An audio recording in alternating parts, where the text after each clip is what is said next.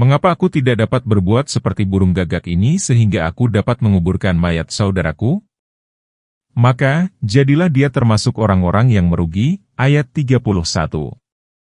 Allah menjelaskan akibat dari kezaliman yang menyusahkan, kedengkian, dan kezaliman dalam kisah dua putra Adam, yaitu Kabil dan Habil. Bagaimana yang seorang memusuhi yang lain hingga tega membunuhnya lantaran zalim dan dengki terhadap nikmat dan penerimaan kurban yang ikhlas karena Allah Azza wa Jalla yang telah dianugerahkan Allah kepadanya.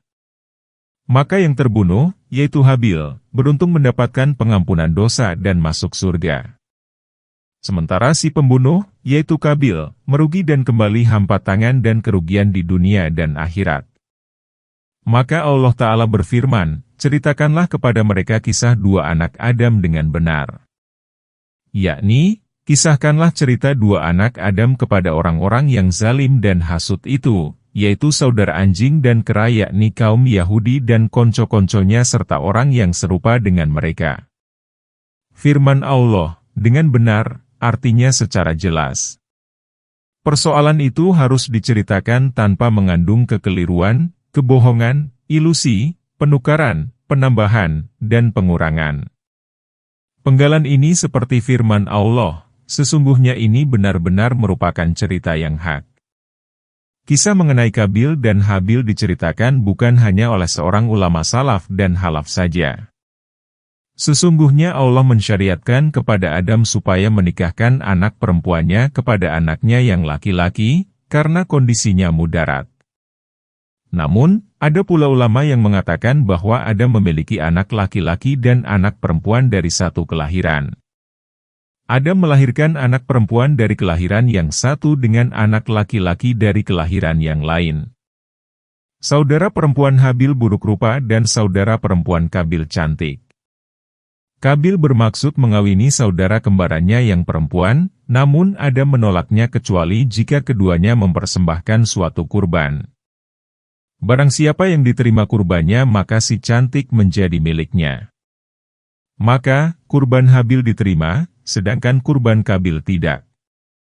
Persoalan dua orang bersaudara itulah yang dikisahkan Allah dalam kitabnya. Maksud firman Allah Ta'ala, sesungguhnya Allah hanya menerima dari orang-orang yang bertakwa, ialah dari orang yang bertakwa kepada Allah dalam melakukan kurban itu. Ibnu Abi Hatim meriwayatkan dari Tamim alias Ibnu Malik Al-Mukri, dia berkata, saya mendengar Abu Darda berkata, jika aku merasa yakin bahwa Allah menerima sebuah syalatku maka penerimaan itu lebih kucintai daripada dunia dan isinya. Sesungguhnya Allah berfirman, sesungguhnya Allah hanya menerima dari orang-orang yang bertakwa. Ibnu Abi Hatim pun meriwayatkan dari Maimun bin Abi Hamzah, dia berkata, aku sedang duduk dekat Abi Wail. Tiba-tiba datanglah seseorang yang dikenal dengan nama Abu Afif, salah seorang sahabat Muadz. Kemudian Syakik bin Salamah berkata kepadanya, hai Abu Afif, maukah kamu menceritakan kepada kami informasi dari Muadz? Afif berkata, ya. Saya mendengar dia berkata, manusia ditahan dalam satu tanah lapang. Kemudian seseorang berseru, di manakah orang-orang yang bertakwa? Kemudian mereka berdiri dalam lindungan Ar-Rahman tanpa ada hijab atau penghalang antara Allah dan mereka. Saya bertanya, siapakah mereka yang bertakwa itu? Afif menjawab, orang-orang yang memelihara dirinya dari kemusyrikan, penyembahan berhala, dan beribadah dengan ikhlas. Kemudian mereka berlalu menuju surga. Firman Allah Ta'ala, sesungguhnya jika kamu mengulurkan tanganmu kepadaku guna membunuhku maka aku tidak akan mengulurkan tanganku untuk membunuhmu. Sesungguhnya aku takut kepada Allah Tuhan semesta alam. Saudara yang salah yang kurbannya diterima karena ketakwaannya berkata kepada saudaranya tatkala diancam akan dibunuh tanpa kesalahan yang dilakukan kepadanya, aku tidak akan membalas perbuatanmu yang salah itu sebab kalau membalas maka aku dan kamu sama-sama salah. Sesungguhnya aku takut kepada Tuhan semesta alam, untuk berbuat seperti yang hendak kau lakukan. Tapi, aku akan bersabar dan berserah diri. Abdullah bin Amr berkata, demi Allah, Habil itu lebih perkasa. Namun, kewarasan mencegahnya untuk membalas. Imam Ahmad meriwayatkan dari Bishr bin Said bahwa Sa'ad bin Abi Waqqas berkata ketika terjadi fitnah Utsman, "Saya bersaksi bahwa Rasulullah bersabda, akan terjadi fitnah. Orang yang duduk lebih baik daripada orang yang berdiri, orang berdiri lebih baik daripada orang yang berjalan, dan orang yang berjalan lebih baik daripada orang yang lari." Sa'ad bertanya, "Bagaimana pendapat engkau jika seseorang masuk ke dalam rumahku, lalu mengulurkan tangannya hendak membunuhku?" Nabi bersabda, "Bersikaplah seperti putra Adam, Habil." Hadis Ahmad. Hadis senada diriwayatkan dan dihasankan oleh Tirmidzi. Juga diriwayatkan oleh Abu Daud dari Husain bin Abdurrahman al-Ashja'i bahwa dia mendengar hadis itu dari Sa'ad bin Abi Waqqas, dari Nabi, "Wahai Rasulullah, bagaimana pendapat engkau jika seseorang masuk ke rumahku dan mengulurkan tangannya hendak membunuhku?" Sa'ad berkata, maka Rasulullah bersabda, "Bersikaplah seperti putra Adam, Habil." Kemudian beliau membaca ayat ini, "Sesungguhnya jika kamu mengulurkan tanganmu kepadaku guna membunuhku, maka aku tidak akan mengulurkan tanganku untuk membunuhmu. Sesungguhnya aku takut kepada Allah Tuhan semesta alam." Hadis Abu Daud. Dan firman Allah Ta'ala, "Sesungguhnya aku ingin agar kamu kembali dengan dosa, membunuhku, dan dosamu, yang dilakukan sebelumnya, sehingga kamu menjadi salah satu penghuni neraka, dan yang demikian itulah balasan bagi orang-orang yang zalim." Mujahid berkata, "Sesungguhnya aku ingin agar kamu kembali dengan dosaku, yakni dengan membawa dosamu karena membunuhku, dan dosamu karena perbuatan kamu sebelumnya." Firman Allah Ta'ala, "Maka, hawa nafsu Qabil membisikinya untuk membunuh saudaranya sehingga jadilah ia termasuk orang-orang yang merugi."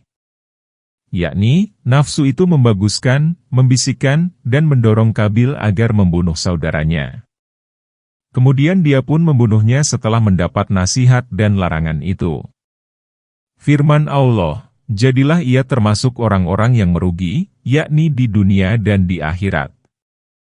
Kerugian apakah yang lebih besar daripada ini?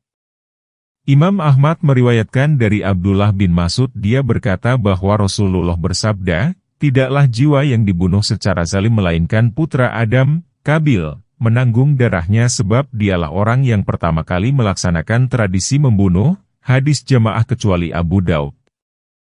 Dan firman Allah Ta'ala, "Maka Allah mengutus burung gagak, sedang dia mengais-ngais di atas tanah untuk memperlihatkan kepadanya bagaimana dia menguburkan mayat saudaranya." Qabil berkata, "Duh celakalah aku, mengapa aku tidak dapat berbuat seperti burung gagak ini sehingga aku dapat menguburkan mayat saudaraku?" Maka jadilah dia termasuk orang-orang yang merugi. As-Sadi meriwayatkan dengan sanadnya yang sampai kepada para sahabat, setelah Habil meninggal maka Qabil membiarkannya telanjang. Dia tidak mengetahui cara menguburnya. Kemudian, Allah mengutus 2 burung gagak bersaudara, lalu keduanya beradu dan salah satunya membunuh yang lain. Maka gagak pembunuh menggali tanah dan menguburkan gagak yang mati. Tatkala Qabil melihat kejadian itu, maka dia berkata, "Duh celakalah aku, mengapa aku tidak dapat berbuat seperti burung gagak ini sehingga aku dapat menguburkan mayat saudaraku?" Firman Allah Ta'ala, "Maka jadilah dia termasuk orang-orang yang menyesal." Hasan Basri berkata, Allah menimpakan penyesalan kepada Qabil, setelah menimpakan kerugian. Dalam sebuah hadis dikatakan bahwa Nabi bersabda, "Tiada dosa yang paling layak untuk dipercepat penghukumannya oleh Allah di dunia, di samping hukuman yang disimpan bagi pelakunya di akhirat, selain dosa karena kezaliman dan pemutusan tali silaturahmi." Kedua dosa itu menyatu dalam perbuatan Qabil. Inna lillahi wa inna ilaihi rajiun. Oleh karena itu, kami menetapkan bagi Bani Israel bahwa barang siapa yang membunuh seseorang tanpa alasan orang itu membunuh diri yang lain atau berbuat kerusakan di muka bumi maka seolah-olah dia membunuh manusia seluruhnya. Barang siapa yang memelihara kehidupan seorang manusia maka seolah-olah dia memelihara kehidupan manusia semuanya. Sesungguhnya telah datang kepada mereka rasul-rasul kami dengan membawa aneka keterangan, kemudian mayoritas mereka, setelah itu, benar-benar melampaui batas di muka bumi. Ayat 32. Sesungguhnya balasan bagi orang-orang yang memerangi Allah dan Rasul-Nya dan membuat kerusakan di muka bumi ialah mereka harus dibunuh, atau disalib, atau dipotong tangan dan kakinya secara silang, dan atau dibuang dari negeri. Yang demikian itu merupakan kehinaan bagi mereka di dunia dan bagi mereka pun azab yang besar di akhirat. Ayat 33. Kecuali orang-orang yang bertobat, sebelum kamu dapat menguasai mereka. Maka ketahuilah sesungguhnya Allah Maha Pengampun lagi Maha Penyayang. Ayat 34. Al-Amasi dan yang lainnya meriwayatkan dari Abi Syalih, dari Abu Hurairah, dia berkata, pada kasus pengepungan rumah Utsman, saya masuk ke dalam lalu berkata, "Hai Amirul Mukminin, saya datang untuk menolong engkau. Sesungguhnya menebaskan pedang adalah baik." Maka Utsman berkata, "Hai Abu Hurairah, apakah kamu senang jika membunuh manusia seluruhnya juga membunuhku?" Saya menjawab, "Tidak." Utsman berkata, "Sesungguhnya jika kamu membunuh seorang saja maka seolah-olah kamu membunuh semuanya. Maka pergilah dengan membawa kesaksian dan ganjaran, bukan dosa." Abu Hurairah berkata, "Maka aku pun pergi tanpa membunuh." Diriwayatkan dari Mujahid, barang siapa yang membunuh orang mukmin secara sengaja, maka Allah menetapkan jahanam sebagai balasan baginya dan Allah murka, melaknat, dan menyediakan baginya azab yang besar. Mujahid berkata, jika dia membunuh seluruh manusia maka azabnya tidak lebih dari yang demikian itu seorang manusia. Menurut Mujahid, firman Allah, barang siapa yang memelihara kehidupan maka seolah-olah dia memelihara kehidupan manusia seluruhnya, berarti barang siapa yang tidak membunuh seorang pun, berarti dia memelihara kehidupan manusia. Firman Allah Ta'ala, sesungguhnya telah datang kepada mereka rasul-rasul kami dengan membawa aneka keterangan, yakni berbagai alasan, dan dalil yang jelas, kemudian mayoritas mereka, setelah itu, benar-benar melampaui batas di muka bumi. Ayat ini merupakan kritik dan celaan terhadap berbagai keharaman yang mereka perbuat setelah mereka mengetahuinya, seperti yang dilakukan oleh Bani Quraidah, Nadir, dan suku lainnya seperti Bani Kainuka, dari kalangan Yahudi yang bermukim di sekitar Madinah yang memerangi suku Aus dan Khazraj tatkala terjadi perang pada zaman jahiliyah. Jika perang telah usai maka mereka menebus para tawanan dan mencintai orang yang telah mereka bunuh. Allah mengingkari perbuatan mereka itu dalam surat Al-Baqarah ayat 84. Firman Allah Ta'ala, sesungguhnya balasan bagi orang-orang yang memerangi Allah dan Rasul-Nya dan membuat kerusakan di muka bumi ialah mereka harus dibunuh, atau disalib, atau dipotong tangan dan kakinya secara silang dan atau dibuang dari negeri. Perang berarti konflik dan pertentangan. Perang melawan kaum kafir, penyamun, dan perintang perjalanan dibolehkan. Demikian pula terhadap orang yang berbuat kerusakan di muka bumi. Berbuat kerusakan mencakup segala jenis kejahatan. Meskipun ayat ini diturunkan berkaitan dengan sebagian suku Arinah dan Akil, namun ia pun ditujukan kepada seluruh kaum musyrikin dan kaum lainnya yang melakukan perbuatan-perbuatan seperti itu. Al-Bukhari dan Muslim meriwayatkan dari Anas bin Malik, ada 8 orang Akil datang kepada Rasulullah. Mereka berbaiat untuk menjalankan agama Islam. Mereka merasakan iklim Madinah tidak cocok sehingga tubuhnya sakit dan mengadukannya kepada Rasulullah. Kemudian beliau bersabda, "Mengapa kalian tidak pergi saja dengan para penggembala unta sehingga kalian bisa mendapatkan air dari kantung dan susunya?" Mereka mengiyakannya, kemudian pergi dan minum air dari kantung dan susunya sehingga mereka pun sembuh. Lalu mereka membunuh penggembala dan mengambil untanya. Berita itu sampai pula kepada Nabi. Maka, beliau mengirimkan pasukan guna membuntutinya dan akhirnya mereka bisa ditangkap dan dihadapkan kepada Nabi. Beliau memutuskan agar mereka dipotong tangan dan kakinya serta mencongkel matanya, lalu dibuang ke dalam terik matahari hingga mati. Redaksi hadis ini dari Muslim. Dalam redaksi Bukhari Muslim dikatakan, dari suku Akil atau Arinah. Dalam redaksi lain dikatakan, maka mereka dilemparkan ke dalam terik matahari. Lalu mereka meminta minum, namun tidak diberi. Dalam riwayat Qatadah dikatakan, dari suku Akil dan Arinah. Hadis itu pun diriwayatkan oleh Muslim melalui jalan Sulaiman At-Taimi, dari Anas dia berkata, sesungguhnya Nabi mencongkel mata mereka sebab mereka pun mencongkel mata para penggembala unta, jadi menyiksa dengan siksaan setimpal. Anas berkata, sungguh saya melihat salah seorang di antara mereka memakan tanah karena kehausan hingga mereka mati. Dan, diturunkanlah ayat, sesungguhnya balasan bagi orang-orang yang memerangi Allah dan Rasul-Nya. Abu Daud, An-Nasai, dan Tirmidzi juga meriwayatkan hadis itu dan menurut Tirmidzi hadis itu hasan dan sahih. Dalam riwayat Ibnu Abi Hatim yang diterima dari Anas dikatakan, lalu mereka kembali dari agama Islam kemudian membunuh penggembala, menghalau unta, menakut-nakuti orang lain di jalan, dan berzina.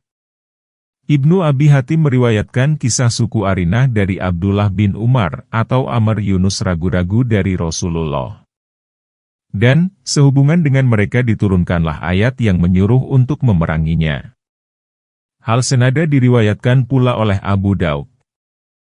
Firman Allah Ta'ala, mereka harus dibunuh, atau disalib, atau dipotong tangan dan kakinya secara silang, dan atau dibuang dari negeri.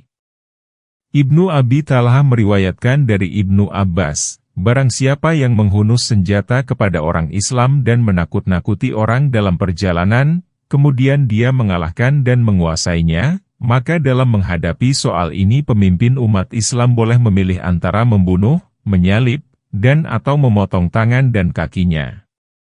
Atau, membuangnya dari dalam negeri.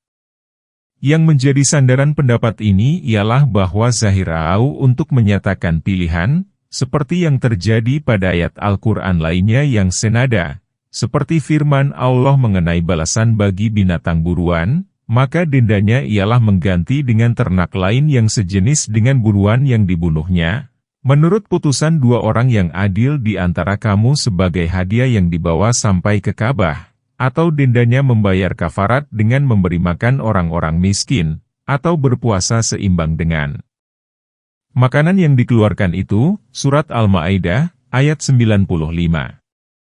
Semua ketentuan dalam ayat ini merupakan pilihan maka demikian pula dengan ayat 33 Al-Ma'idah.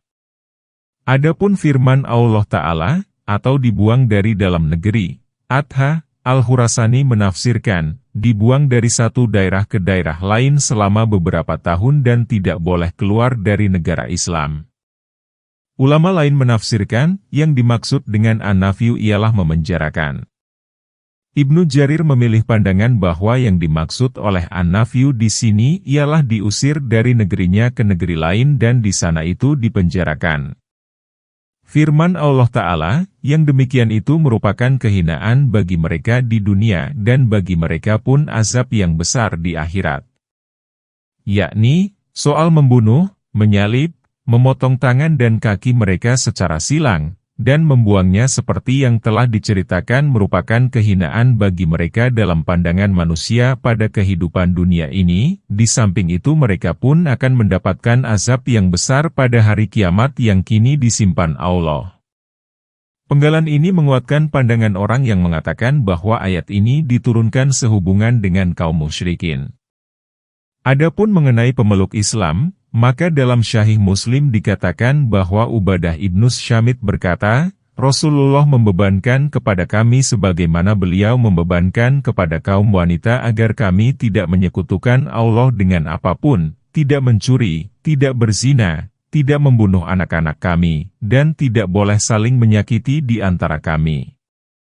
Barang siapa di antara kamu yang menaatinya maka pahalanya dijamin oleh Allah Ta'ala. Barang siapa yang melakukan sesuatu dari larangan itu, lalu dia dihukum maka hukuman itu menjadi kafarat baginya. Barang siapa yang perbuatan buruknya itu ditutupi Allah maka persoalannya diserahkan kepada Allah. Jika dia berkehendak maka akan menyiksanya dan jika dia berkehendak, maka dia akan mengampuninya. Hadis Ibnu Majah dan Tirmidzi. Hadis ini pun diriwayatkan oleh Ibnu Majah dan At-Tirmidzi. Menurut At-Tirmidzi hadis ini hasan dan qarib. Ibnu Jarir berkata, bagi mereka siksa di dunia, dan di akhirat mereka mendapat azab yang besar, jika mereka tidak bertobat dari perbuatannya sampai mati. Firman Allah, kecuali orang-orang yang bertobat sebelum kamu dapat menguasai mereka. Maka ketahuilah sesungguhnya Allah Maha Pengampun lagi Maha Penyayang. Jika menurut pandangan yang mengatakan bahwa ayat itu berkenaan dengan kaum musyrikin maka maksud ayat ini sudah jelas. Namun, jika menurut pandangan yang mengatakan bahwa ayat itu berkenaan dengan kaum muslimin yang melakukan penyerangan maka apabila mereka bertobat sebelum dapat dikuasai maka gugurlah dari mereka kemestian hukuman mati, salib, dan potong kaki. Apakah gugur juga hukum potong tangan darinya? Mengenai hal ini ada dua pendapat, zahir ayat menunjukkan gugurnya semua hukuman itu. Pandangan ini pula yang dipakai oleh para sahabat seperti Ali dan Abu Musa yang menjadi gubernur Kufah pada masa pemerintahan Utsman. Ibnu Abi Hatim meriwayatkan dari Asy-Syabi dia berkata, Haritsah bin Badar At-Tamimi adalah penduduk Basrah. Dia telah berbuat kerusakan di bumi dan menyerang pihak lain. Kemudian dia bercerita, bertobat, kepada orang-orang Quraisy, di antaranya kepada Al-Hasan bin Ali, Ibnu Abbas, dan Abdullah bin Ja'far. Mereka menyampaikan hal itu kepada Ali. Namun, Ali tidak menjamin keamanannya. Maka Haritsah pun menemui Said bin Qais Al-Hamdani. Dia menyuruh Haritsah tetap tinggal di rumahnya, sementara Al-Hamdani menemui Ali lalu berkata, Wahai Amirul Mukminin, bagaimana pendapat engkau mengenai orang yang memerangi Allah, Rasul-Nya, dan berbuat kerusakan di muka bumi? Kemudian Al-Hamdani membaca ayat 33 dan 34 ini hingga, kecuali orang-orang yang bertobat sebelum mereka dapat dikuasai. Ibnu Abi Hatim berkata, maka Ali memberi jaminan keamanan kepada Haritsah. Hai orang-orang yang beriman, bertakwalah kepada Allah, carilah wasilah kepadanya, dan berjihadlah di jalannya agar kamu beroleh keberuntungan. Ayat 35. Sesungguhnya orang-orang yang kafir seandainya mereka memiliki segala perkara yang ada di bumi dan memiliki yang sebanyak itu pula untuk dipakai menebus dari azab pada hari kiamat, niscaya tidak akan diterima tebusan dari mereka itu dan bagi mereka azab yang pedih. Ayat 36. Mereka ingin keluar dari neraka, padahal sekali-kali mereka tidak akan keluar darinya dan bagi mereka azab yang abadi. Ayat 37. Allah berfirman seraya menyuruh hamba-hambanya yang beriman supaya bertakwa kepadanya. Jika ketakwaan dibarengi dengan menaatinya maka yang dimaksud takwa ialah menahan diri dari segala perkara yang diharamkan dan meninggalkan aneka hal yang dilarang. Sesudah perintah takwa Allah berfirman, carilah wasilah kepadanya. Ibnu Abbas berkata, maksudnya kedekatan. Menurut Qatadah, berarti bertakarub kepadanya dengan menaati dan mengamalkan perbuatan yang diridainya.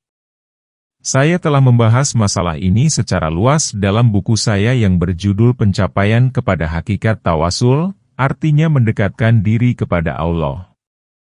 Isinya dapat saya simpulkan sebagai berikut.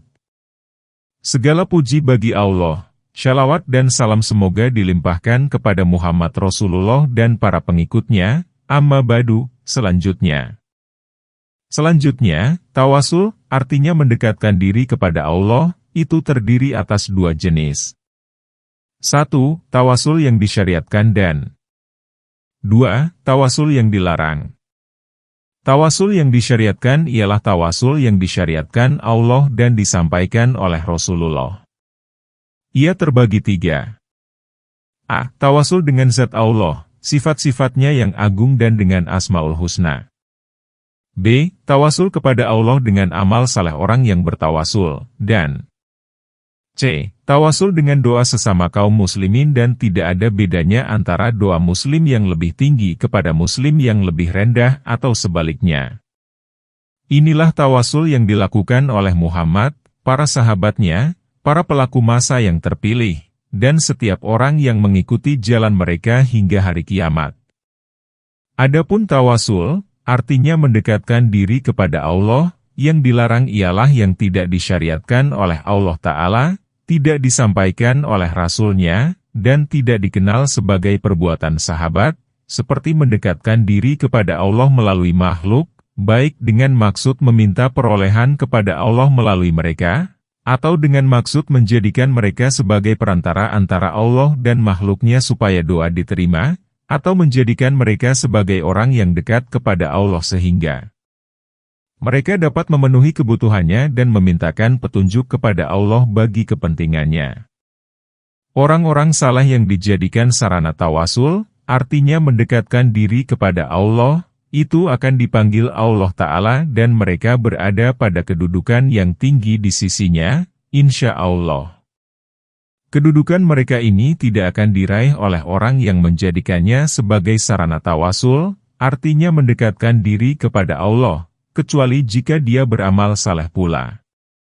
Yang harus dicamkan oleh orang yang bertawasul ialah bahwa apabila dia melakukan amal saleh seperti yang dilakukan oleh orang yang dijadikan sarana tawasul, artinya mendekatkan diri kepada Allah, niscaya dia mendapatkan bahwa amal saleh itu merupakan sarana terbaik untuk mendekatkan diri kepada Allah. Namun, setan menghalang-halangi mereka dari jalan yang benar dan lurus. Lalu mereka beranggapan bahwa Tuhannya itu tidak akan menyayangi, mengasihi, dan mengampuni dirinya kecuali jika dipengaruhi oleh orang-orang yang dianggap oleh mereka sebagai sarana. Padahal, Allah tak terpengaruh oleh seorang pun. Dia melindungi dan tiada yang dapat melindungi dari siksanya.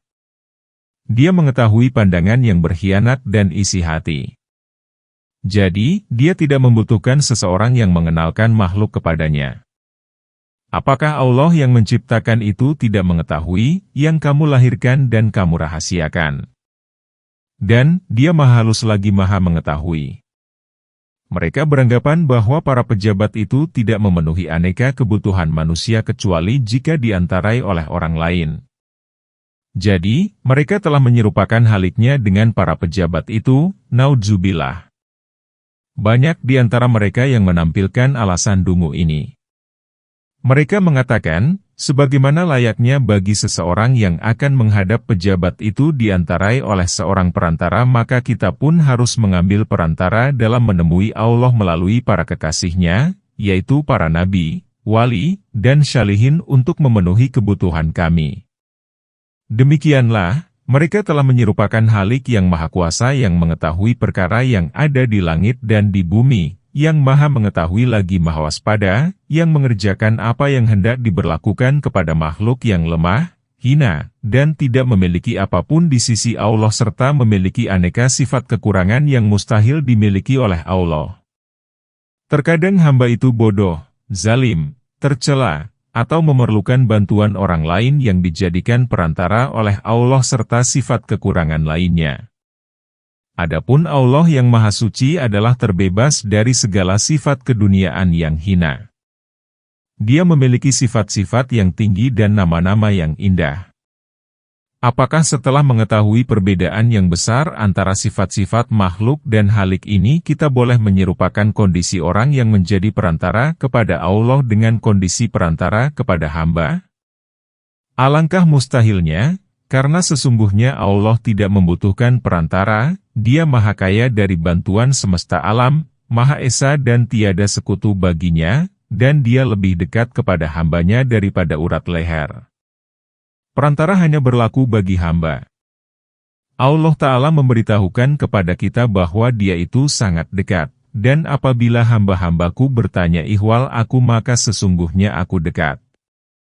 Aku memenuhi permohonan orang yang memohon, jika dia memohon kepadaku. Maka berdoalah kepadaku dan berimanlah kepadaku agar kamu beroleh petunjuk. Maka mendekatkan diri kepada Allah kepadanya harus dengan perkara yang dapat mendekatkan kita kepadanya, yaitu aneka amal saleh. Inilah mendekatkan diri kepada Allah yang disyariatkan dan yang sejalan dengan kehendak Allah seperti yang telah saya kemukakan barusan. Allah lah yang menolong kepada kebenaran. Wasilah ialah sesuatu yang dijadikan pengantar kepada pencapaian tujuan. Wasilah juga berarti alam yang berada pada peringkat tertinggi di surga. Wasilah ini merupakan kedudukan dan rumah Rasulullah di surga. Wasilah merupakan tempat yang paling dekat dengan Arsy. Dalam Sahih Bukhari ditegaskan melalui jalan Muhammad ibnul Munkadir dari Jabir bin Abdullah, dia berkata bahwa Rasulullah bersabda, barang siapa yang mengatakan, setelah mendengar azan, Ya Allah, Tuhan yang memiliki seruan yang sempurna ini dan sholat yang akan didirikan ini, berilah Muhammad wasilah dan keutamaan serta anugerahkanlah kepadanya kedudukan yang terpuji yang telah engkau janjikan kepadanya, melainkan dia berhak mendapat syafaatku pada hari kiamat. Hadis Bukhari. Dalam Sahih Muslim diriwayatkan bahwa Abdullah bin Amr ibnul As mendengar Nabi bersabda, apabila kamu mendengar muazin, maka ucapkanlah seperti yang dia katakan, kemudian bacalah syalawat untukku karena barang siapa yang membaca 1 syalawat kepadaku maka Allah memberinya 10 syalawat. Kemudian pintakanlah wasilah untukku. Wasilah itu adalah suatu kedudukan di surga yang tidak seharusnya diberikan kecuali kepada salah seorang hamba Allah dan aku berharap kiranya akulah dia itu. Barang siapa yang memintakan wasilah untukku, maka ia berhak mendapat syafaat. Hadis Muslim. Sesungguhnya dalam masalah ini kaum Khalaf telah menyimpang dari kaum Salaf.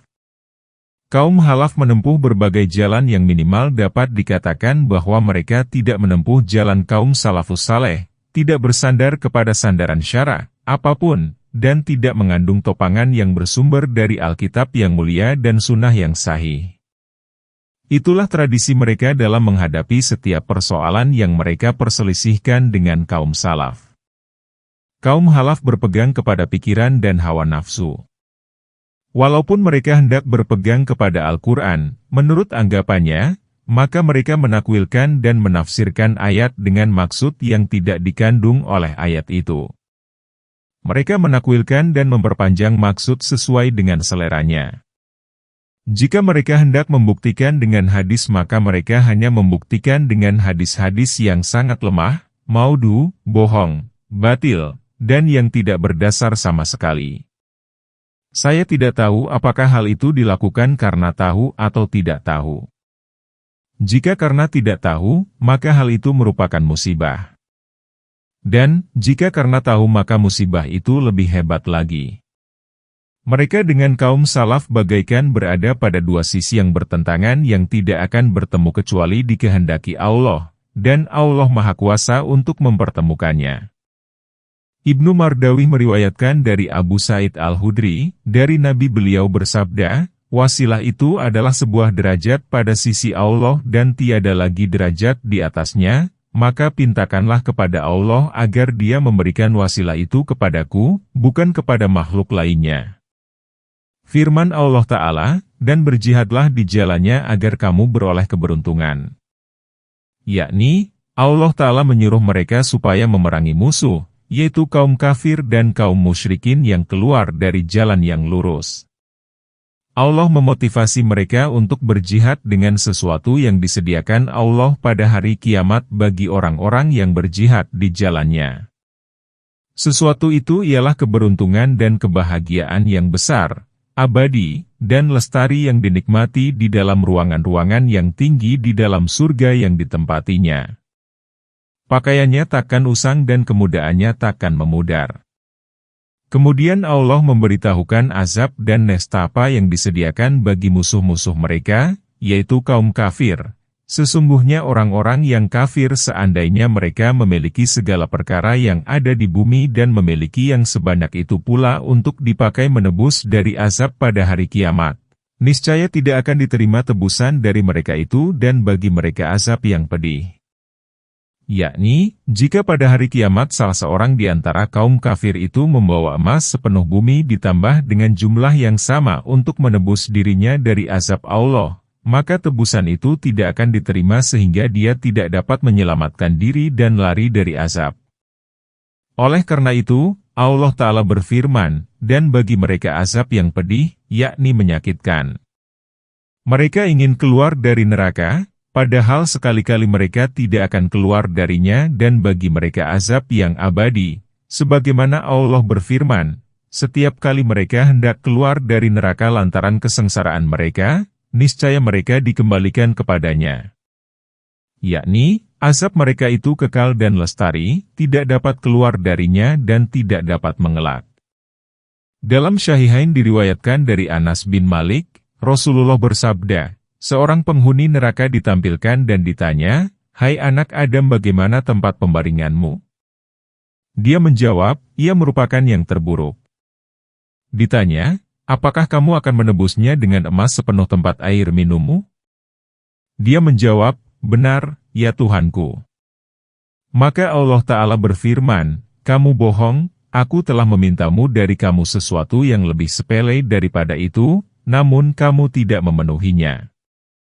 Kemudian ia diperintahkan untuk menuju ke neraka, hadis Bukhari dan Muslim. Imam Ahmad dan Muslim meriwayatkan dari Yazid bin Syuhaib al-Fakir dari Jabir bin Abdullah bahwasanya Rasulullah bersabda, ada suatu kaum yang keluar dari neraka kemudian mereka masuk ke dalam surga. Yazid berkata, aku bertanya kepada Jabir bin Abdullah, Allah Ta'ala berfirman, mereka ingin keluar dari neraka, padahal sekali-kali mereka tidak dapat keluar darinya. Jabir menjawab, bacalah awal ayat itu yang berbunyi, sesungguhnya orang-orang yang kafir, jika mereka memiliki emas sepenuh bumi dan dia pun memiliki jumlah yang sama untuk menebus. Ketahuilah sesungguhnya mereka yang tidak dapat keluar dari neraka itu adalah orang-orang kafir saja. Laki-laki yang mencuri dan perempuan yang mencuri, potonglah tangan keduanya sebagai balasan atas apa yang mereka kerjakan dan sebagai siksaan dari Allah, dan Allah Maha Perkasa lagi Maha Bijaksana. Ayat 38. Barang siapa yang bertobat setelah kezalimannya itu dan berbuat islah, maka sesungguhnya Allah akan menerima tobatnya. Sesungguhnya Allah Maha Pengampun lagi Maha Penyayang. Ayat 39. Apakah kamu tidak mengetahui bahwa sesungguhnya kepunyaan Allah lah kerajaan langit dan bumi? Dia dapat mengazab orang yang dikehendaki dan mengampuni orang yang dikehendakinya. Allah Maha Kuasa atas segala sesuatu. Ayat 40. Allah Ta'ala menghakimi dan menyuruh untuk memotong tangan laki-laki dan perempuan yang mencuri. Zahiri berpandangan bahwa apabila seseorang mencuri, baik sedikit maupun banyak maka harus dipotong tangannya berdasarkan pada keumuman ayat ini. Laki-laki yang mencuri dan perempuan yang mencuri, potonglah tangan keduanya. Mereka tidak mempertimbangkan soal nisab, artinya batas minimal, dan perlindungan, tapi hanya mempertimbangkan pencurian semata. Mereka memegang teguh hadis yang ditegaskan dalam Syahihain yang diriwayatkan dari Abu Hurairah bahwasanya Rasulullah bersabda, Allah melaknat pencuri yang mencuri sebutir telur maka dipotonglah tangannya, dan mencuri seikat tambang maka dipotonglah tangannya, sebagai dalil bagi anggapannya. Adapun jumhur ulama mempertimbangkan aspek nisab dalam pencurian. Walaupun terjadi berbeda pendapat mengenai kadar nisab, Malik memandang kadar nisab sebanyak 3 dirham sebagaimana ditetapkan dalam Syahihain dari Ibnu Umar, bahwasanya Rasulullah memotong tangan orang yang mencuri perisai yang berharga 3 dirham. Asy-Syafi'i memandang nisab itu sebesar 1/4 dinar atau barang dan harta yang senilai dengan itu atau lebih. Yang menjadi alasannya ialah keterangan yang diriwayatkan oleh Syahihain dari Aisyah bahwasanya Rasulullah bersabda, dipotonglah tangan orang yang mencuri barang senilai 1/4 dinar dan yang melebihinya, dikeluarkan oleh Syahihain. Dan, berdasarkan hadis yang diriwayatkan oleh Muslim dari Aisyah, Rasulullah bersabda, tangan pencuri tidak dipotong kecuali bila mencuri barang senilai 1/4 dinar atau lebih, hadis Muslim. Para ulama berpendapat bahwa hadis yang mengatakan harga perisai itu 3 dirham tidaklah menegaskan isi hadis dari Aisyah ini karena pada masa itu 1 dinar setara dengan 12 dirham. Jadi, perisai itu seharga 1/4 dinar juga. Pandangan ini diriwayatkan dari Umar, Utsman, dan Ali serta dijadikan pegangan oleh Umar bin Abdul Aziz, Al-Laits bin Sa'ad, Al-Auza, Asy-Syafi'i, Ishaq bin Rahawi, Abu Saur, dan Daud bin Ali Ad-Dahiri. Imam Ahmad bin Hambal berpendapat bahwa nisab 1/4 dinar dan 3 dirham merupakan tujuan syara. Barang siapa yang mencuri barang seharga 3 dirham atau 1/4 dinar maka ia harus dipotong tangannya. Imam Ahmad meriwayatkan dari Aisyah bahwa Rasulullah bersabda, "Potonglah tangan orang yang mencuri barang seharga 1/4 dinar dan jangan dipotong bila nilai barang yang dicuri kurang dari itu." Pada masa itu, 3 dirham setara dengan 1/4 dinar. 1 dinar setara dengan 12 dirham. Dalam hadis dari An-Nasai dikatakan, tangan seseorang tidak boleh dipotong karena mencuri barang yang harganya di bawah harga sebuah perisai. Aisyah ditanya, "Berapa harga sebuah perisai itu?" Dia menjawab, 1/4 dinar. Adapun Imam Abu Hanifah dan para sahabatnya, Abu Yusuf, Muhammad, Zafar, dan Sufyan Ats-Tsauri berpendapat bahwa nisab potong tangan ialah 10 dirham. Mereka berdalih bahwa harga perisai yang karena mencurinya si pencuri dipotong tangannya pada masa Rasulullah adalah seharga 10 dirham. Hal ini berdasarkan riwayat dari Ibnu Abbas. Dia berkata, harga perisai pada zaman Rasulullah ialah 10 dirham. Demikian menurut riwayat Ibnu Mardawi. Diriwayatkan dari Amr bin Syuaib, dari ayahnya, dari kakeknya, bahwa Rasulullah bersabda, tangan seseorang tidak boleh dipotong karena mencuri barang yang harganya kurang dari harga perisai. Dan, harga perisai ketika itu 10 dirham. Sikap hati-hati ialah dengan memegang kriteria terbesar, sebab soal hudud, artinya memisahkan, berporos pada masalah yang samar. Jumhur ulama menanggapi pandangan yang dipegang oleh kaum Zahiri yang didasarkan atas hadis Abu Hurairah yang berbunyi, orang yang mencuri pedang, dipotong tangannya dan orang yang mencuri tambang juga dipotong tangannya, dengan beberapa tanggapan. Pertama, hadis itu dinasah, dihapus oleh hadis dari Aisyah. Tanggapan ini perlu dipikirkan lebih lanjut sebab memerlukan data sejarah. Kedua, pedang dan tambang dalam hadis itu diartikan sebagai pedang baja dan tambang perahu. Demikian menurut Al-Amasi seperti yang dituturkan oleh Bukhari dan yang lainnya. Ketiga, hadis ini dimaksudkan untuk menegaskan berangsur-angsurnya soal nisab pencurian dari yang sedikit kepada yang banyak yang karenanya tangan si pencuri harus dipotong. Mungkin pula hadis ini ditampilkan sebagai informasi ihwal kondisi yang ada pada masa jahiliyah, yaitu mereka memotong tangan pencuri baik barang yang dicurinya itu sedikit maupun banyak. Maka terkutuklah pencuri yang menyerahkan tangannya yang berharga kepada perkara yang hina dina. Para ulama menceritakan bahwa tatkala Abul Ala Al-Ma'ari tiba di Baghdad maka dia dikenal telah memberikan kesulitan kepada para fuqaha yang menetapkan nisab pencurian sebesar 1/4 dinar. Sehubungan dengan itu, Al-Ma'ari menggubah puisi berikut. Tangan yang mencuri 500 keping emas bisa ditebus mengapa tangan yang mencuri 1/4 dinar dipotong? Kontradiktif. Aku hanya bisa membisu terhadapnya dan berlindung kepada Al-Maula dari api neraka? Al-Qadi Abdul Wahab Al-Malik rahimahullah menanggap Al-Ma'ari, jika tangan itu jujur maka dia bernilai. Jika dia berkhianat maka dia hina. Seperti firman Allah, sebagai balasan atas apa yang mereka kerjakan dan sebagai siksaan dari Allah dan Allah Maha Perkasa lagi Maha Bijaksana. Yakni, membalas perbuatan yang buruk yang dipakai untuk mengambil harta orang lain. Jadi, layaklah jika tangan yang digunakan untuk mencuri itu dipotong sebagai siksaan dari Allah bagi kedua tangan itu karena perbuatan mencuri. Dan Allah Maha Perkasa, dalam menyiksa, lagi Maha Bijaksana, dalam memberikan perintah, larangan, peraturan agama, dan ketetapan. Imam Ahmad meriwayatkan dari Abdullah bin Amr, pada zaman Rasulullah, ada seorang wanita mencuri. Maka wanita itu dibawa oleh orang-orang yang dicuri barangnya. Mereka berkata, "Wahai Rasulullah, wanita ini telah mencuri barang kami." Kaum wanita itu berkata, "Ya Rasulullah, kami akan menebusnya." Maka Rasulullah bersabda, "Potonglah tangannya." Kaum wanita itu berkata, "Kami akan menebusnya dengan 500 dinar."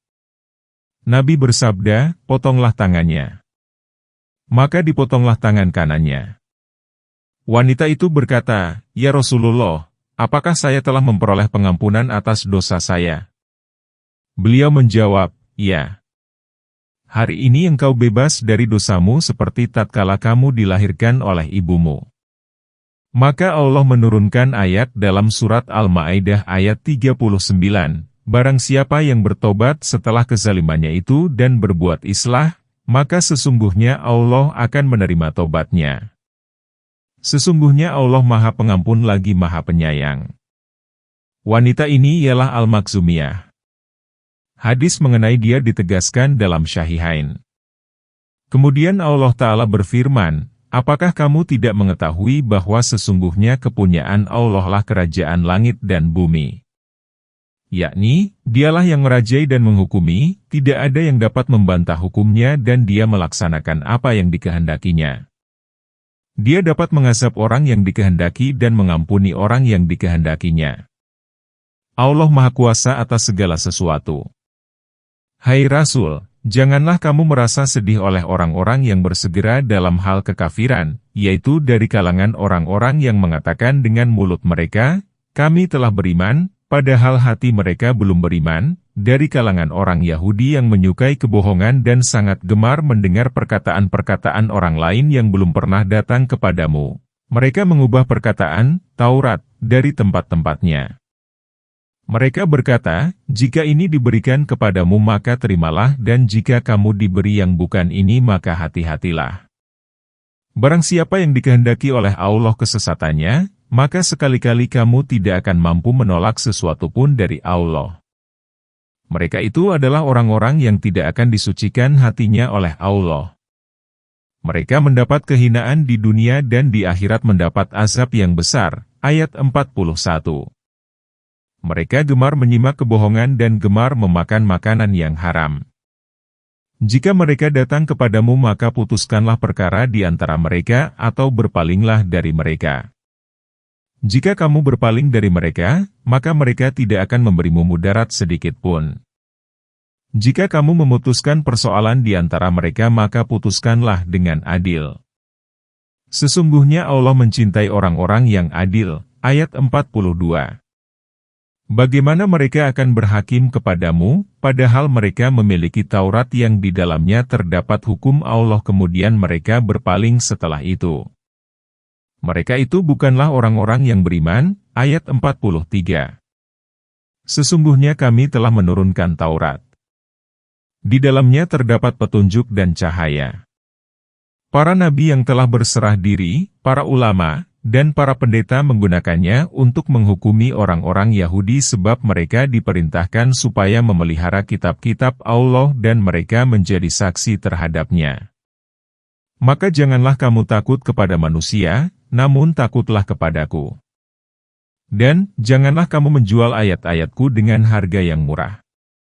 Barang siapa yang tidak berhukum kepada apa yang diturunkan Allah maka mereka itu adalah orang-orang yang kafir. Ayat 44. Ayat-ayat yang mulia ini diturunkan berkenaan dengan orang-orang yang bergegas kepada kekafiran, yang keluar dari jalan ketaatan kepada Allah dan Rasul-Nya, dan yang mendahulukan pandangan dan selera mereka atas aneka peraturan agama Allah Azza wa Jalla.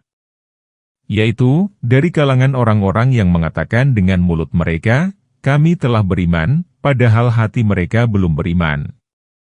Lidah mereka menampakkan keimanan, sementara hatinya kosong dari keimanan. Mereka itu adalah kaum munafik. dan dari kalangan orang Yahudi yang merupakan musuh Islam dan pemeluknya. Kedua golongan ini menyukai kebohongan, yakni meresponsnya, dan sangat gemar mendengar perkataan-perkataan orang lain yang belum pernah datang kepadamu, yakni merespon kaum-kaum lainnya yang belum pernah datang ke majelis Rasulullah. Ada pula orang yang menafsirkan penggalan ini dengan, mereka mendengarkan pembicaraan dengan penuh perhatian, namun melarang orang lain yang tidak hadir ke majelismu untuk mendengarkannya. Mereka adalah musuh-musuh Islam. Mereka mengubah perkataan dari aneka pemakaiannya. Yakni, mereka menakwilkannya bukan menurut penakwilan yang seharusnya, menggantinya setelah mereka memahaminya, sedang mereka mengetahui